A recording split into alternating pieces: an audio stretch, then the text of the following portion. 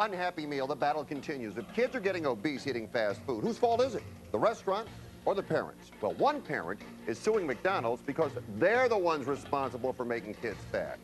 Oh, really? All hail the king. A legend signs off for the last time. Larry King live is off the air after 25 years. We'll look back at how he changed television with King's friend and former colleague, Charles Feldman.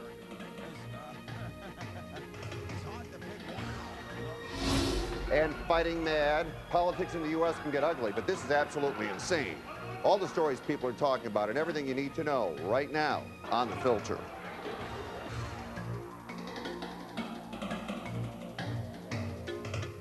Hello again off the top. It's The Filter Forefront, our top 4 of the day, including, I didn't know 8-year-olds could drive. But we'll begin with this. The Nazi salute.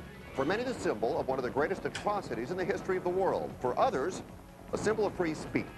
What do you think about this? During a city council meeting in Santa Cruz County, a homeless rights activist stood and gave the mayor the Nazi salute. He was immediately ejected from the meeting. The man, whose name is Robert Norris, sued. Lower courts dismissed the suit without trial, but the Ninth Circuit Court in San Francisco has revived it on the grounds of free speech. The court ruled that Norris was ejected because of his viewpoint and not his alleged disruptiveness. Norris can now sue the mayor, the city council members, and the city. Our contributors tonight, Doctor of Social Ethics Charlotte Laws, and civil rights attorney and radio talk show host Leo Terrell. Our pictures are furnished by Skype. Leo, here we go. Is giving the Nazi salute in the middle of a city council meeting disruptive, or is it protected free speech? It's the latter, Fred. I'm glad this is what makes this country unique. First Amendment, hate speech, speech that is ugly, offensive, is protected under the First Amendment. It what makes this country great and how other countries are envious of us. We need to allow hate speech because it allows people to exchange ideas. And I don't see how in the world the city council can throw this guy out simply because of that salute. It's offensive, no question about it. But what is so important is to allow people to express their viewpoint. But is that the forum? Is that the forum? Yes. In the middle of the city council meeting where it is not time for open questions? Fred, yes, because it was the question is, was it the conduct or was it his expression?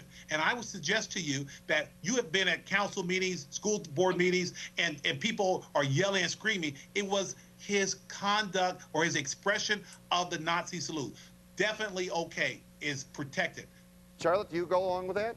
Yeah, I actually do go along with that. And I think it's very important that city council members and government officials err on the side of free speech. And there was a much more egregious situation about a year ago with the LA City Council when a black man came in a KKK garb and spoke during public comment. And Council President Eric Garcetti said, "You have a free speech right to wear that outfit. It offends me, but you have a right to wear it." And 4 members of the LA City Council left the room, which is what this Santa Cruz City Council member could have done if he was offended. But Leo's right. He has a perfect right to do it. I've watched the entire video, and he was 100% within his rights what he did. And if he had made some other gesture like rolling his eyes or sticking his tongue out, would that have constituted behavior that means he should have been kicked out of the meeting? Leo and Charlotte, both of you, how about flipping the bird? Would that be free speech? I still think it's free speech. Yes, I really do. Yes. It's important that people be able to speak their mind at these meetings. Yes. It really is. Well, apparently you can just like we can on The Filter, Fred. Free speech here. Yeah, but you're not giving me the Nazi salute. All right, let's move on. For the second time in a week, police opened fire and kill a man who thought they were pointing a gun at them. First time in Long Beach where it turned out to be a water hose nozzle this morning in Santa Ana. Police were called about a domestic violence situation. When they arrived, the man's stepfather opened the door, told police he wasn't sure if his stepson, 27-year-old Elmer Perez, was holding a real gun or a fake gun. Police heard a verbal altercation, went upstairs. That's when Perez, who appeared to be holding a weapon, turned toward officers. They fired and killed him. The family of Perez said police knew it was a toy gun. The police response, when they see something that looks like a gun, they've got to protect themselves. These kinds of things happen far too often, but the reality is you should never point anything that looks like a weapon at police. Is it realistic to hold police responsible in these kinds of situations, Charlotte? Well, I think you have to look at everything at a case-by-case basis. But I definitely feel that they were in the wrong in the Long Beach case. And I know you probably don't agree with me, Fred.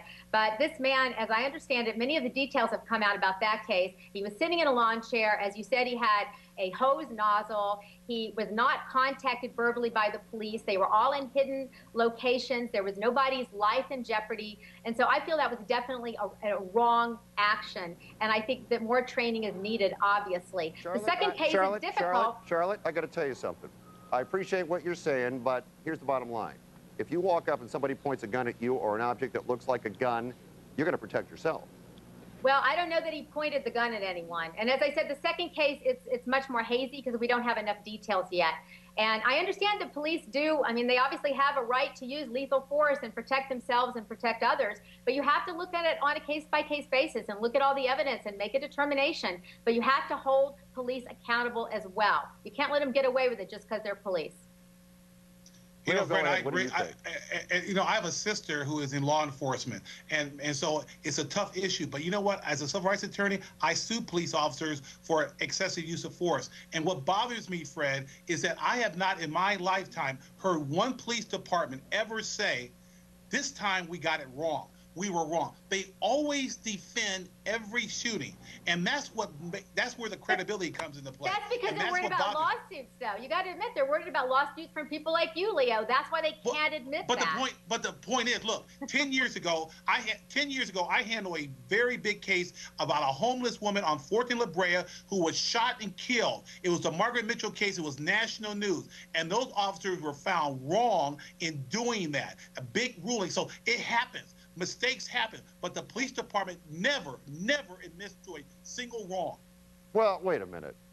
Yes? Leo, I don't think that's fair to say. There are investigations into these kinds of things all the time. And I just put it to both of you again, and this is a horrible tragedy.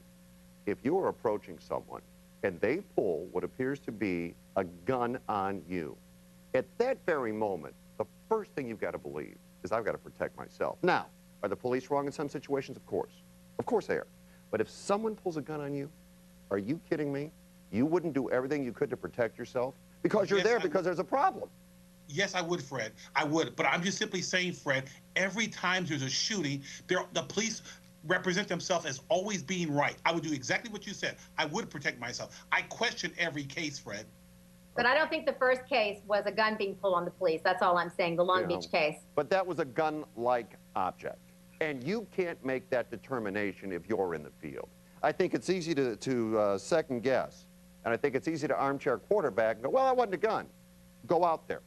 Go out there. See somebody pull something up like this, and you tell me if you can tell the difference when your adrenaline is going, your heart is beating, and you believe you could be shot. All right, let's move on.